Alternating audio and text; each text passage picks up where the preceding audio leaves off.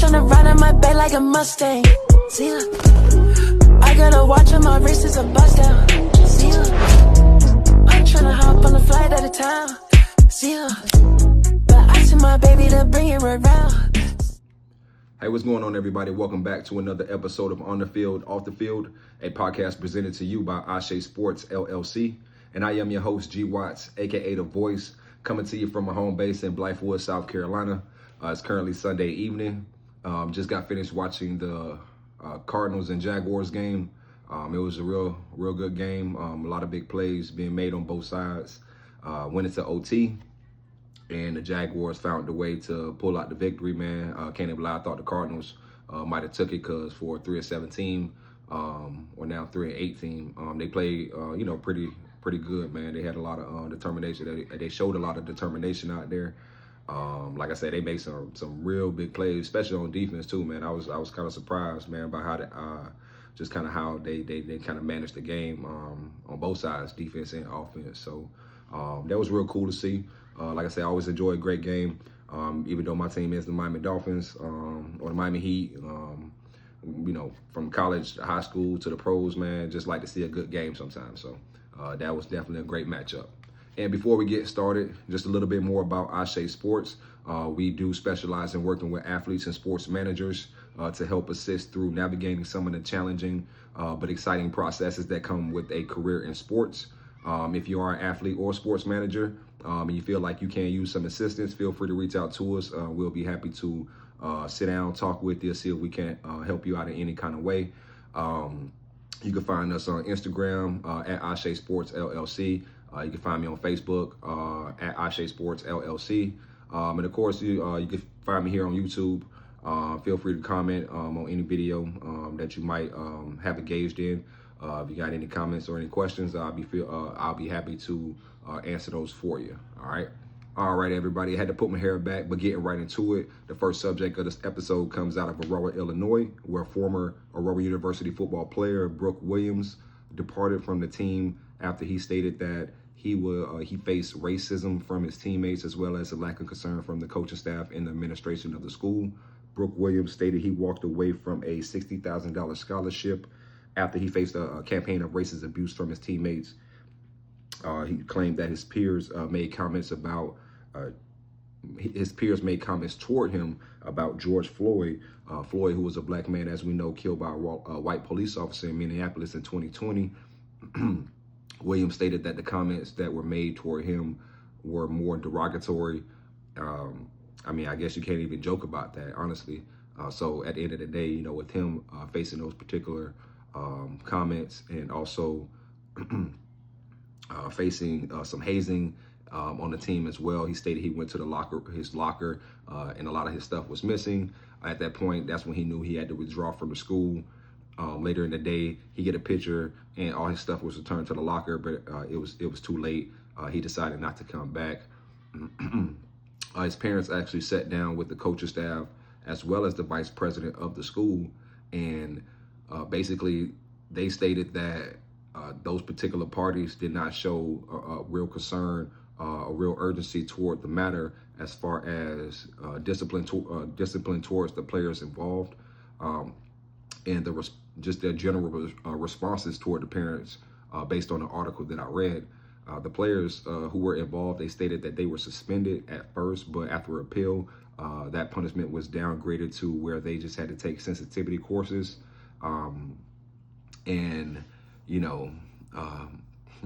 We see it a lot in America where, individuals of the Caucasian descent are able to, kind of get around, certain punishments and certain activities like this. The coaching staff stated that the head coach stated that he would like to forgive the players like Jesus forgave one of his apostles. And we all like to practice forgiveness, but at the end of the day, I think that there should be a more strict punishment toward kind of what they're doing, and not only that, I guess the response that the parents got from the coaching staff and the vice president,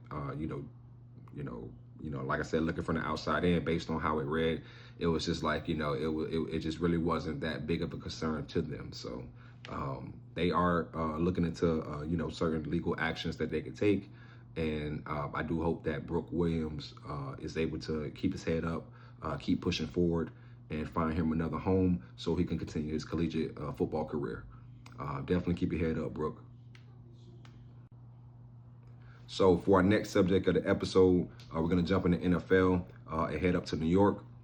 Last Sunday, New York Jets cornerback Chris Boyd was shot outside of a Manhattan nightclub. This is a shocking situation to see. We've seen similar incidents like this in the past, but I haven't seen one in a while. But it's always kind of shocking to see when it happens, where you have a pro athlete, he's out, he's doing his thing, and next thing you know, he's involved in some type of altercation. And in this case, Chris Boyd was shot, and he was actually shot in the lung. So how it was told was that I believe they had a dispute with a group of guys, a verbal dispute outside the nightclub, kind of a little back and forth spat. Chris Boyd and his teammates went into the club. They stayed for a little bit and then left back out. And when they left back out, that same group of guys was outside, and a verbal altercation ensued, in which where one of the guys in the unknown group pulled out a firearm and shot Chris Boyd. Like I say, he was shot in the lung. It took multiple procedures to remove the bullet from his lung, and as of now, he's looking better, definitely doing better than he was last week Sunday when he went into the hospital. He was in critical condition. But later in the week, he did post from social media stating that he was able to breathe on his own again. He's definitely happy about that. Looks like he's in better spirits. So best of luck to Chris Boyd and his recovery. And, athletes on all levels, just be aware of your surroundings, be aware of where you're at. And, I'm not big on just having some random entourage, but definitely have a good amount of guys out there with you that and you can trust, because, you guys are, athletes, like I said, you're well-known public figures. Sometimes it doesn't matter. You ain't got to be the number one quarterback. You could be the third string cornerback, and people still could know who you are and know, what you about. And, you might have some nice jewelry on, you might have some nice clothes on, you may get targeted out there. So you always got to be aware of your surroundings and where you're going, and the activities that you engage in. Like I said, I'm not saying that Chris Boyd did anything that warranted him getting shot by going to this particular nightclub, because they do say that nightclub is frequented by a lot of celebrities. So you would think it's in a high-end area, in a good area. So maybe this group, the unknown group of guys, was maybe targeting, high rollers, looking for an easy, score for the night. So it just doesn't make sense, kind of just, from a verbal spat. There was no threat against the man's life where he had to pull out a gun and shoot anybody. But like I said, man, athletes, pro level, college level, high school level, always be aware of your surroundings, where you're at, the people who are around you, and that could really go for anybody, honestly. So definitely keep that in mind. Like I said, we're praying for Chris Boyd to have a full recovery, and definitely going to keep eyes on this story. And as more information comes in, I'll definitely be looking to follow up about that. All right, so for the next subject of the episode, I want to highlight Nick Mangold, former center of the New York Jets. Nick Mangold passed away October 25th of this year, 2025. He passed away at the age of 41, and he passed away from chronic kidney disease. If you don't know who Nick Mangold is, you definitely want to do your research on the guy. He was an individual during my time frame who made the center position popular. You'll see individuals at games, not wearing just a receiver's jersey or a quarterback jersey. They'll be wearing a Nick Mangold jersey. He played in 164 games. He started in 164 games. He played 11 years in the NFL, all for the New York Jets. But one reason I want to highlight Nick Mangold is because the same year that he got drafted in 2006 was the same year that he revealed that he had chronic kidney disease. So it wasn't something that just kind of came about toward the end of his life. It was something that he was dealing with since 2006 throughout his playing career. And if you look at, a lot of his achievements, you know, he was a two-time first team All-Pro center. He was a second team All-Pro. He was a 7-time Pro Bowl selection. He was an All-Rookie Team selection. He was inducted into the New York Jets Ring of Honors.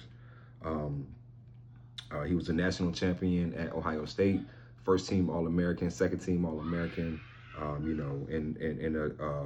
The accomplishments and accolades they kind of keep rolling. So I want to highlight Nick Mangold because, like I said, he revealed that he had chronic kidney disease. The same year he got drafted, he was a rookie in the NFL dealing with that particular disease. But I never knew.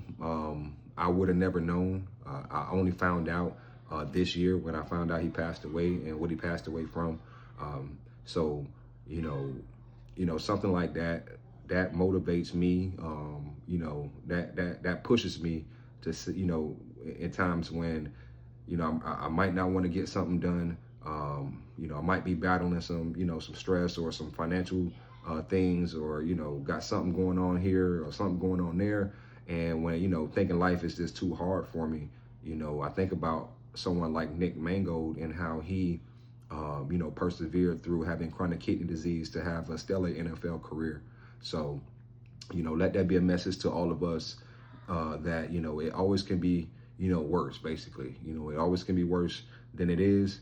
And just know that, a lot of people are going through worse than what you're going through. So someone like me, I take this to heart. And like I say, I use it to, kind of get me through times when I feel like, hey, I just don't want to get something done, or, I'm tired, or, I got a lot on my plate. And, I think about, Nick Mangold and his situation. And, that motivates and pushes me to say, hey, you know what? I know I can get it done. Even something like doing this podcast. I kind of procrastinate when it comes to doing the podcast. I still feel like I'm not, where I want to be. But, I know I'm getting better, episode by episode.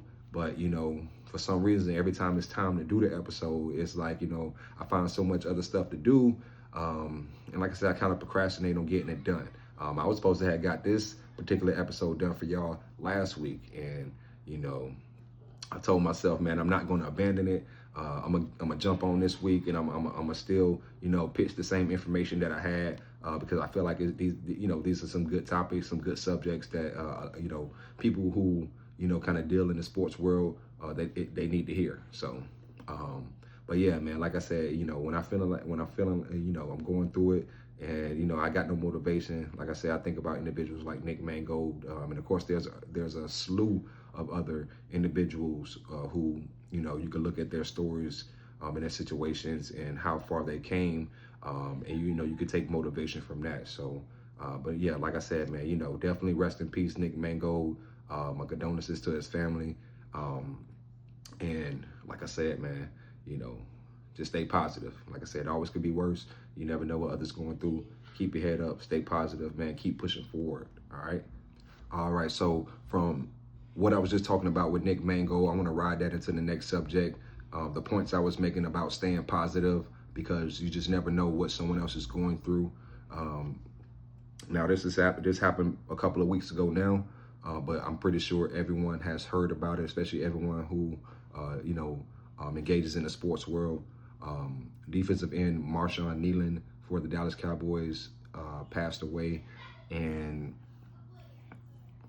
it was stated that he passed away from a self-inflicted gunshot wound.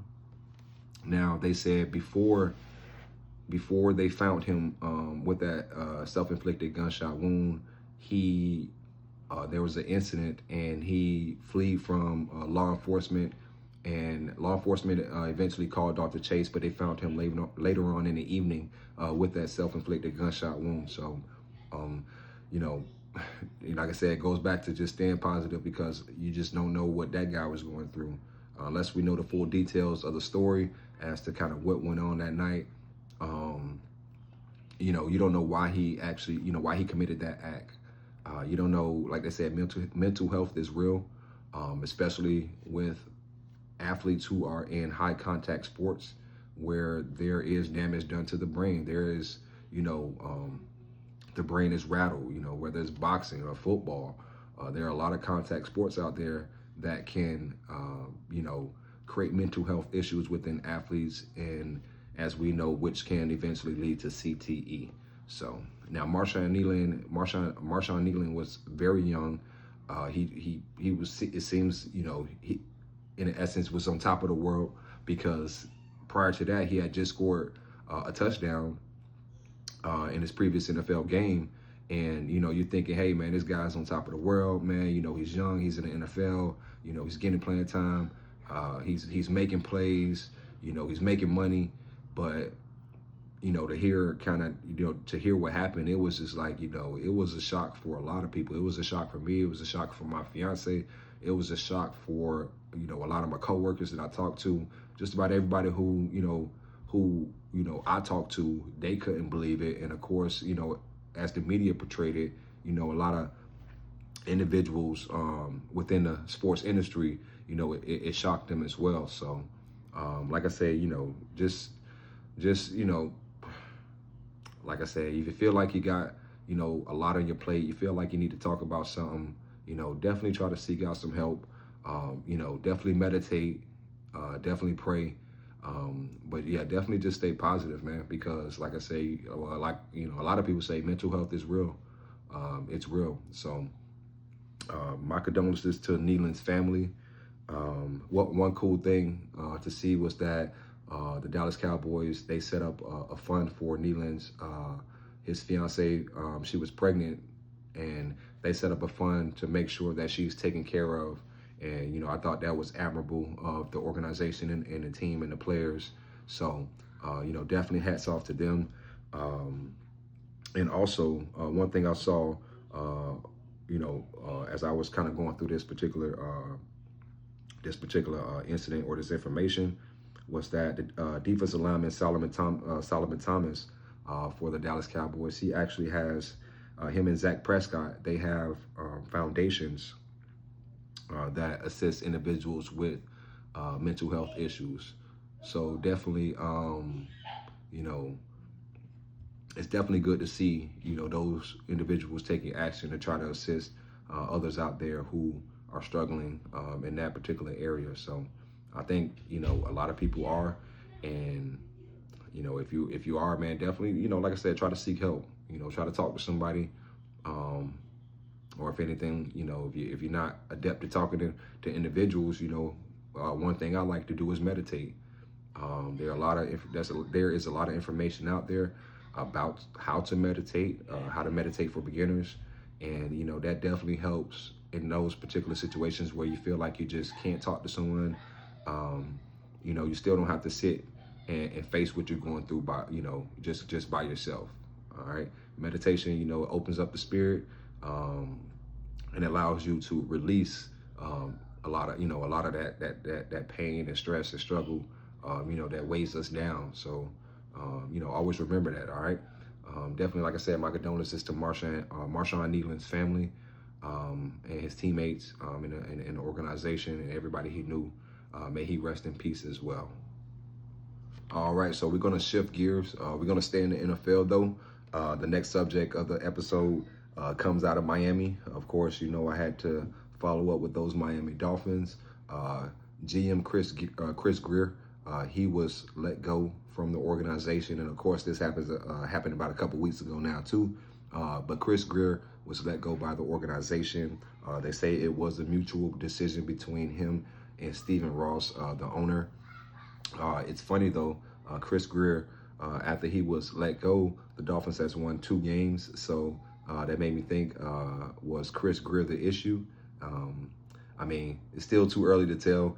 He was with the organization for a very long time. And even when he was with the organization, we did still have some success out there on the field.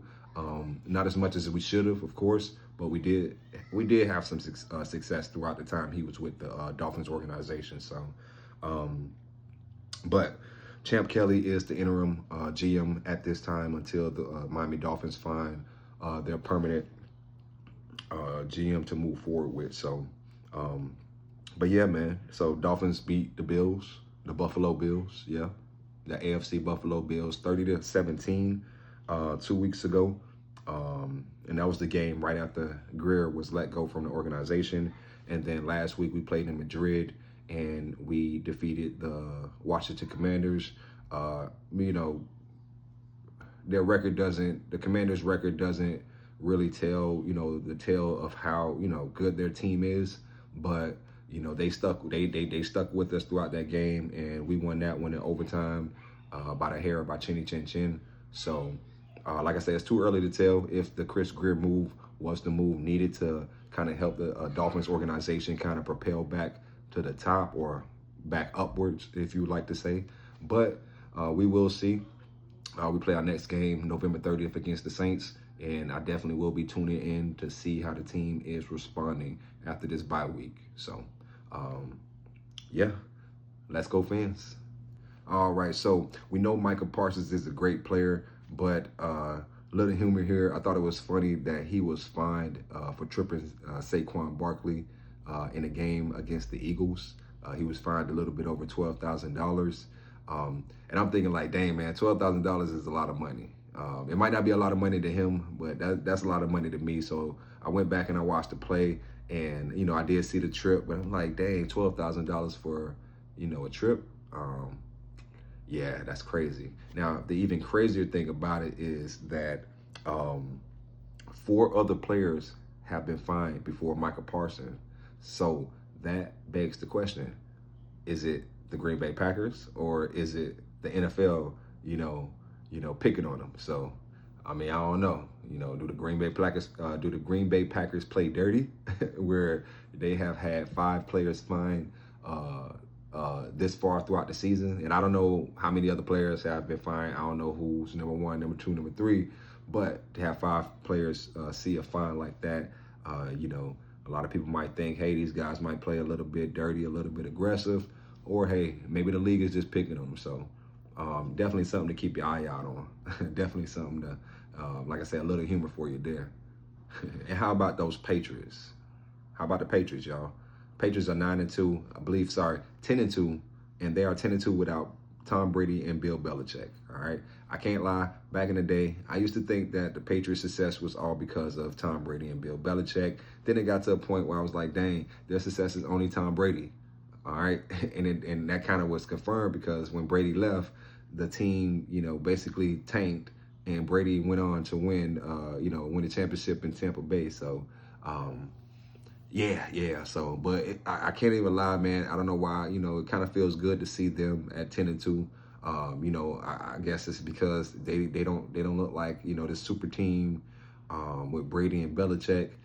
They're actually doing it, you know, after, you know, taking some time to rebuild. And, you know, they definitely they definitely, you know, they went through some tough times during that rebuilding phase, but you know, that's what it's all about. You know what I'm saying? Like, you know, you're going to lose players. You're going to lose good players. You're going to have to trade players. You got to free up salary or salary cap space.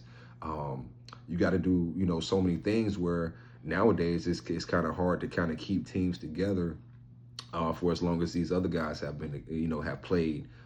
You know, like I said, you know, Mangold, 11 years, Brady, 12 years, 10, 12 years, or something like that. My bad, I don't know off the top of my head, but, you know, to see the Patriots, like I said, rebuild and get to 10-2, you know, I'm definitely, you know, kind of proud of those guys. And I know I'm a Dolphins fan, and I know they're not going to like me saying that, but I'm definitely proud of the Patriots for how they responded after the departure of Brady and Belichick. And of course, I'm just happy it's not the Buffalo Bills up there. I don't know, for some reason, I guess I don't like the Bills more than I don't like the Patriots. So looks like the Patriots, you know, might be representing the AFC in the Super Bowl. Do you think they could do that this year? Let me know. All right, so to close out the episode, I got some news that's coming out of Ohio. This is for all my Ohio student athletes. There's a possibility that Ohio will pass a law which will allow the high school athletes to earn money based on their name, image, and likeness.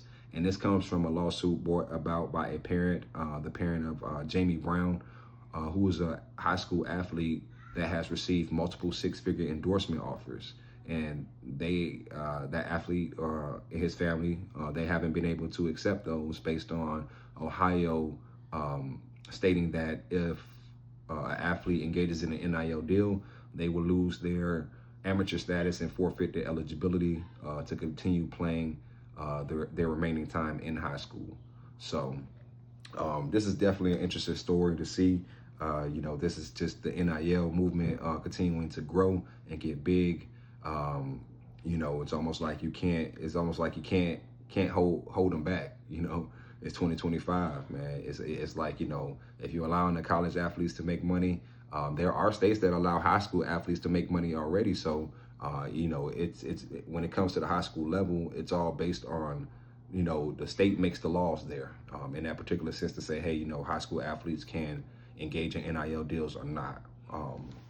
Remember, they're still working on federal laws that will govern NIL deals, but currently, Ohio high school athletes who sign endorsement deals, they will have to forfeit their amateur status, meaning they are ineligible to play for their high school team. So, of course, a lot of athletes who have the potential to earn NIL offers, like they can't take them. So, based on a lawsuit brought by the parent of Jamie Brown, this has opened the door where now